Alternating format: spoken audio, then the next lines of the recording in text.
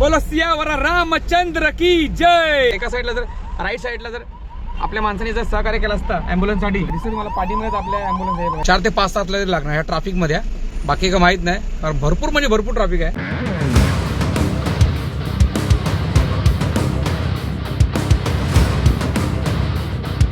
इथलं काय 50 ला 3 आहे। जरा मोठे द्या, आवळा तिथे खायला थंडी भरून भरपूर आहे।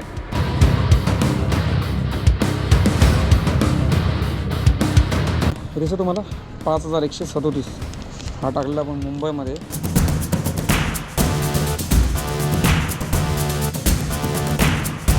भावानो तुम्हा सर्वांना नमस्कार, जय शिवराय, श्री स्वामी समर्थ। आपल्या हक्काच्या युट्यूब चॅनलमध्ये तुमच्या सर्वांचा पुन्हा एकदा मनापासून स्वागत। आपल्याला भेटले बुकिंग, आपण चाललो त्या बरोबर अंधेरीला आणि ही बघा तुम्हाला दिसते राईट साईडला भरमसाठ अशी ट्रॅफिक आणि आपल्याला अंधेरीवरनं आपल्याला जायचं आहे। तुम्ही थंबनेलवरती तुम्हाला समजलं असेल की आपण कुठे चाललोय। आपण चाललो खूप महिन्यानंतर म्हणजे 3 ते 4 महिन्यात आपण चाललोय बरोबर बँगलोरला। बरोबर 1008 किलोमीटरचा आपला प्रवास आहे। घरात आपण निघालेलो आणि आपण अंधेरीपर्यंत आपला हा बरोबर 14 किलोमीटरचा हा अंतर आहे। तर डायरेक्टली एक कंपनी आहे छोटीशी, त्या कंपनीमध्ये आपल्याला एक कॉफीची मशीन आहे ती आपल्याला भरायला जायची। संपूर्ण हा ब्लॉग तुम्हाला बघायला भेटणार आहे आणि व्हिडिओ शेवटपर्यंत बघा भावांनो। आपल्या लाडक्या भावाला सबस्क्राईब केल्याशिवाय जाऊ नका कारण व्हिडिओ करायला खूप मेहनत लागते भावांनो। खरंच सांगतो, व्हिडिओ करण्यासाठी, व्हिडिओ एडिटिंग करण्यासाठी, त्यानंतर मग पुढची प्रोसेसर खूप काही अडचणी येतात, पण ते सगळं सोल्युशन सॉल्व केल्याच्यानंतर तुमच्यापर्यंत व्हिडिओ पोचते।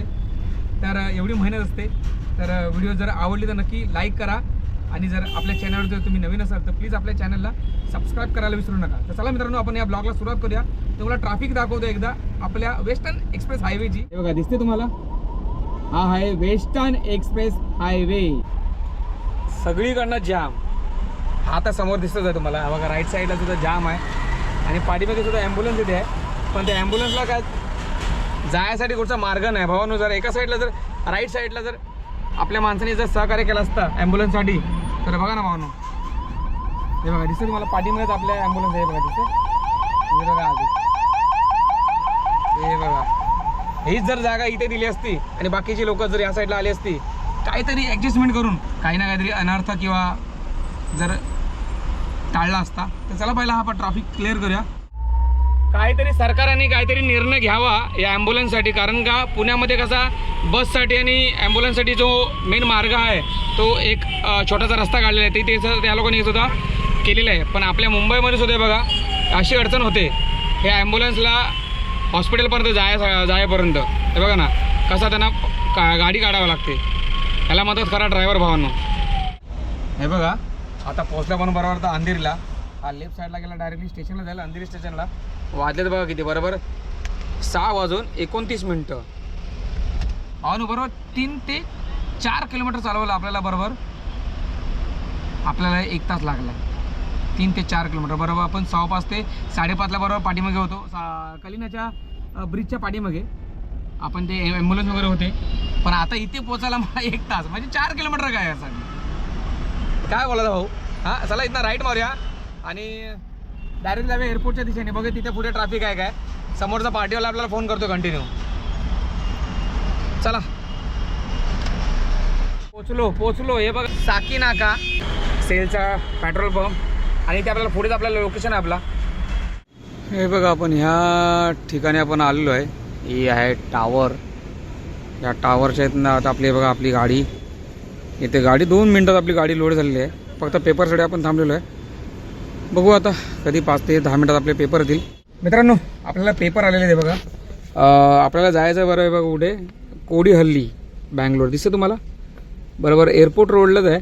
आणि 2 वेळा आपण एक अशी मोठी थोडीशी चुकी केलेली, पण आता ह्यावेळी नाही करणार कारण भरपूर वेळा आपली 2 वेळा म्हणजे भरपूर वेळा झाले असे। पण आपण 2 ट्रिप अशा मारलेल्या विदाऊट ए बिल, पण ह्यावेळी भाऊ नाही, लांब चाललो आहे तर मग ए बिलवरती नंबर, आपला गाडी नंबर आणि ॲड्रेस हा चेक झाला पाहिजे।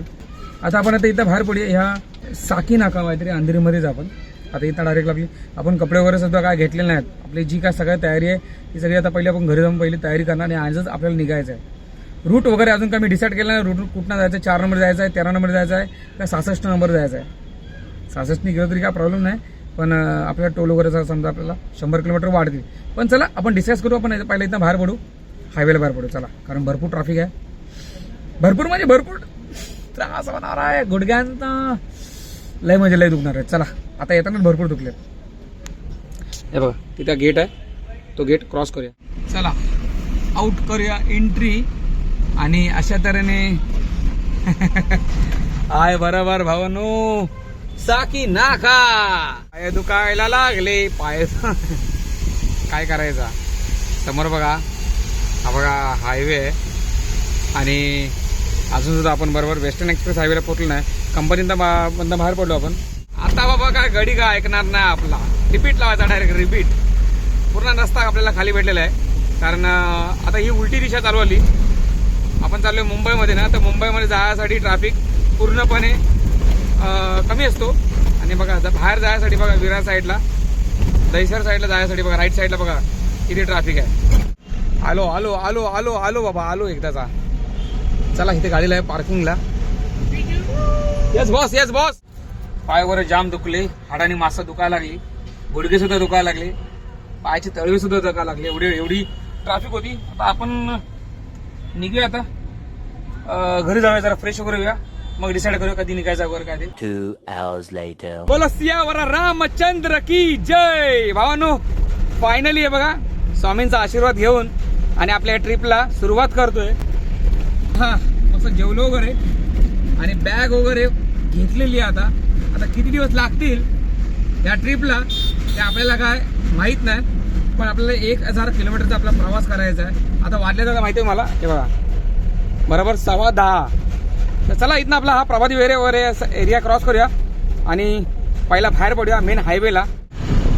अशी पण इच्छा नव्हती घर सोडायची, पण काय करणार शेवटी परिस्थिती घर सोडवते. लक्षात ठेवा, बाहेर तर निघायचं आहे पोट भरण्यासाठी, बरोबर ना. मुंबईमध्ये थंडी वाजली नाही, पण मुंबईत ना बाहेर पडताना मला आता थंडी जाणवते आहे भाऊ. कारण आता फेब्रुवारी महिना चालू आला आहे, कारण जानेवारी महिन्यामध्ये एवढी थंडी होती ना पुष्कळ मुंबईमध्ये. पण आता जरा फेब्रुवारी लागला आहे तसा आता गरमीत सुद्धा चालू आहे. आता आपल्याला गरमीची सुद्धा सवय तर झालीच पाहिजे, तुम्हाला माहिती आहे ना भावानो. आजकाल बेलापूरला सुद्धा ट्रॅफिक लागायला लागलाय बाबा, काय माहित, दुनिया बदल रही आहे भाई. हे बघा यासाठी हे असे अधूनमधून घुसतात. त्यासाठी हा डॅश कॅम लावणं खूप गरजेचं आहे. 24 hours आपल्याला सिक्युरिटी देतोय मित्र आपला. अजून काय पाहिजे, ते सुद्धा आपल्याला किती 2800 रुपयामध्ये 24 तास सिक्युरिटी. काय भाऊ, तुम्हाला माहिती आहे भावानो, आपली 2 वर्ष अगोदर इथे आपली थोडीशी भांडणं झालेली. तर त्याच्यामुळे तेव्हापासून त्या आतापर्यंत भावानो इथे मी कधी टोल भरतच नाही, चुकून सुद्धा नाही. बघा लेफ्ट साईडला ठेवायची नाही, राईट साईडला ठेवायची नाही, डायरेक्टली म्हणजे डायरेक्टली कल्टी. तर त्याच्यामुळे 100 रुपये इथले वाचतात कवनी. पण हा मी ॲक्च्युली रागच ठेवलेला. तेव्हा माझी जेव्हा भांडणं झालेली खारघरच्या टोलवरती, तेव्हापासून ते आता 2 वर्ष झाली भावानो. 2 वर्षाचा हिशोब काढला ना तर कमीत कमी 10,000च्या वरती होतील आपले पैसे. जुना एक्सप्रेस हायवे आपण तुम्हाला माहितीच आहे ना, आपण प्रवासच करतो फक्त डायरेक्टली जुना एक्सप्रेस हायवेनी. कमी तिथे आम्ही आपला हा डायरेक्टली फिक्स असतो डायलॉग आपला. तर त्याच्यामुळे आपण काय एक्सप्रेस हायवेनी काय जात नाही, एवढे का आपण मोठे श्रीमंत झालेले नाहीत. चला हे बघा घाट चढायला घेतलाय आणि मला असं वाटतं घाट सुद्धा मला असं वाटतं जाम आहे थोडाफार. हे बघा तिकडे बघा दिसते तुम्हाला, हे असं मध्ये पण कुठे पण थांबतात, ऍक्च्युली प्रॉब्लेमॅटिक. चला बघा बाई बाई बाई बाई, हो मध्येच उतरलंय भाई. नाही म्हणता ना, हे जे मुंबईला जाणारे जे गाड्या आहेत ना, कमीत कमी 4 ते 5 तास लागणार ह्या ट्रॅफिकमध्ये. बाकी का माहित नाही, कारण भरपूर म्हणजे भरपूर ट्रॅफिक आहे. जरी लोणावळा मार्केट जरी खाली असला, पण जो खंडाळा घाट आहे पूर्ण जाम आहे. आपण आता बघा लोणावळा सिटी क्रॉस केली.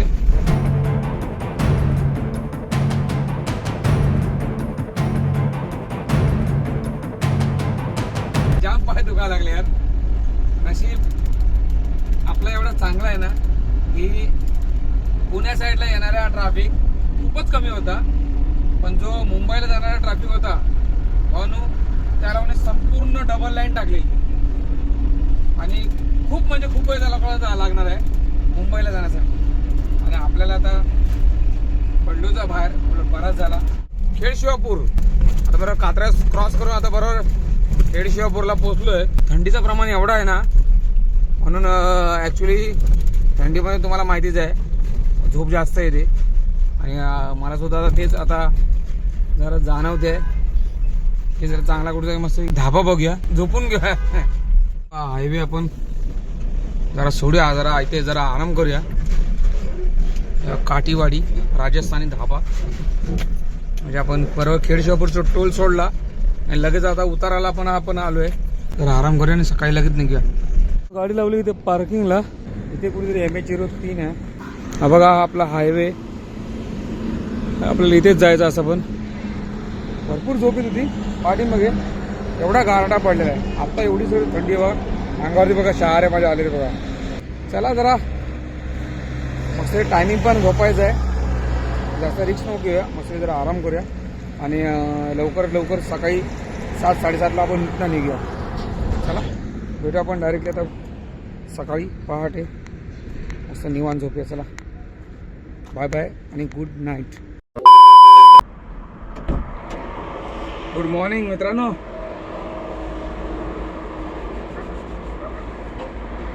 हा हा मस्त चांगली झोप सुद्धा आली, मस्त फ्रेश सुद्धा झालो. आता चहावर पिऊया या धाब्यावरती आणि डायरेक्टली निघायची घेऊया, कारण थंडी भरपूर आहे बघायला गेलं तर. चला थोडा वेळ चहा पिऊया. आपल्यासोबत अजून एक गाडी आहे चेतनची. 3.5-4 तासाची आम्ही झोप झाली आहे. आता वाजलेलं 8. 3:15ला झोपलेलो आपण, 3:30-3:30ला. हा बघा आपला पाऊच सगळ्या ह्याच्यामध्ये आहे. चहा पिऊया, निघायला घेऊया.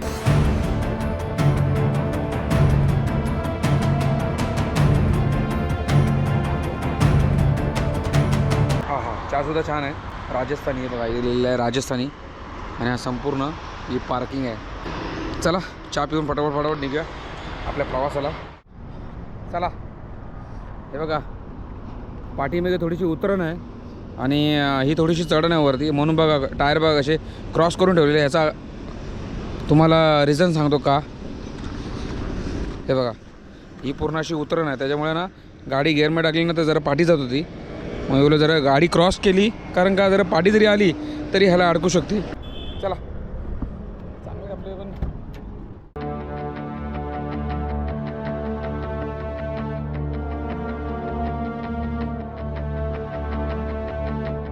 डोंगरच राहणार साखर शिवबाच होणार.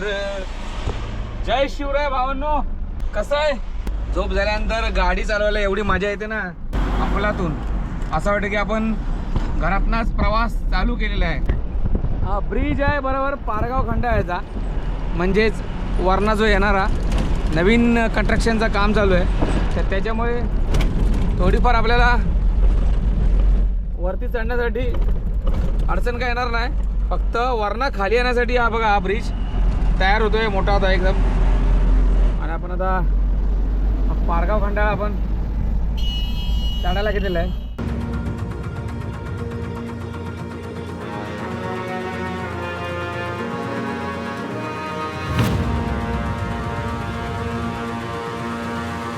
बघूया चला इथे काहीतरी नाश्ता भेटतोय काय बघा. या ठिकाणी पहिल्यांदा पण थांबणार आहे नाश्ता करायला. हे बघ इथे विशाल फूड प्लाझा. चला इथे गाडी लावूया जरा पार्किंगला सावळीत. या ठिकाणी बघा आपण थांबलोय नाश्ता करायला. साधा स्पेशल नाश्ता, ते पोहे मागवले, सिंपल अँड सिंपल, जास्त टेन्शन पण नाही. लिटल लाईट खाऊया.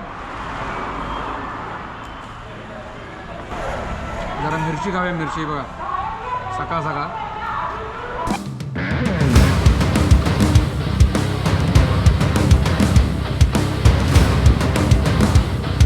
चलो चलो चलो बँगलोर.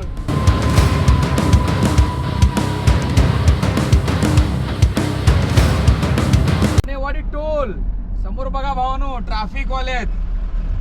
हा चला आपण बिंदासपणे टाकूया त्यांच्या समोर डायरेक्टली. बघा समोर बघा ट्रॅफिक वाला, पाठीमागे बघा ट्रॅफिक वाले गेले आणि त्यांनी लगेच माझा गाडी नंबर त्यांच्या मोबाईलवरती टाईप केला. बघा ते की फाईन आहे की नाही. फाईन तर आहे 100%. तो बोलतो आपली गाडी पुढे सरकली. ते बोललो ठीक आहे चला ये रे माझ्या मागल्या. बघू जेव्हा हळूहळू, ॲक्च्युली मी विचार करतो की हळूहळू 1000 किंवा 500 करून थोडेफार पेड करेलच. एक 2000 रुपयाचा एक फालतूमधला एक हे आहे एक्सप्रेस हायवेचा फाईन आहे. तो आपल्याला चुकून मारलेला. आपली 100ची स्पीड त्याने लोकांनी त्याच्यावरती मेन्शन केलेली आहे, पण आपली 100ची स्पीड तर नाही म्हणून तो आपण भरत नाही फाईन. पण बाकीचे 6000 ते आपल्याला भरावं लागणार आपल्या खिशातनं.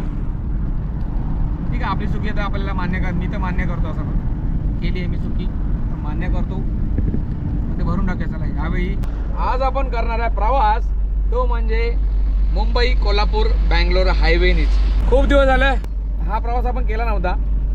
मोस्ट ऑफ आपण डायरेक्टली जर आपल्याला बँगलोरला जायचं असेल तर मग आपण डायरेक्टली इथनं डायरेक्टली रहमतपूर, विटा, जत असं करत जायचो. डायरेक्टली विजापूरला बाहेर पडायचो.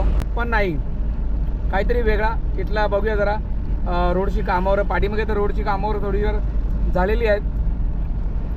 पुढे पण जर तुम्हाला अपडेट येतो. चला आता परत आपण आहे सातारामध्ये. भावनो बघा आपण कराडला पोचलो आणि इथे बघा कराडाची हालत बघा काय. आणि हे बघा आपल्या या भावाने आपल्याला फॉलो केलं. भावा थँक्यू सो मच. कुठे चाललंय? कोल्हापूर. कोल्हापूर तर थँक्यू सो मच. तर अशी परिस्थिती म्हणजे आता ॲक्च्युली खूप दिवसानंतर मी इथे आलो ना, मला असं वाटलं की चालू असेल, चांगला झालेला असेल त्या ब्रिजचं काम, पण नाही भाऊ ना अजूनपर्यंत नाही. मी चेक करतो आहे. तर चला पहिला आपण इथं बाहेर पडूया आणि कनाडा पहिला क्रॉस करून घ्या. चला मित्रांनो हे बघा हा दिसतो तुम्हाला ऊस. हा ऊस आहे ना आपल्या त्या आयसरवाल्याने आपल्याला दिला आहे खायला. धन्यवाद मित्रा, धन्यवाद, थँक्यू सो मच.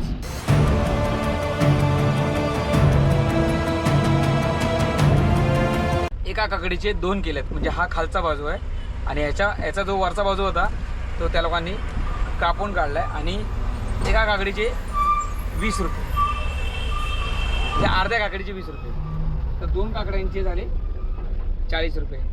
ठीक आहे आपला मराठी माणूस आहे, कमवलं पाहिजे बरोबर ना. पण ही खायची मजा वेगळीच आहे ना. काकडी खतरनाक मसाला आहे.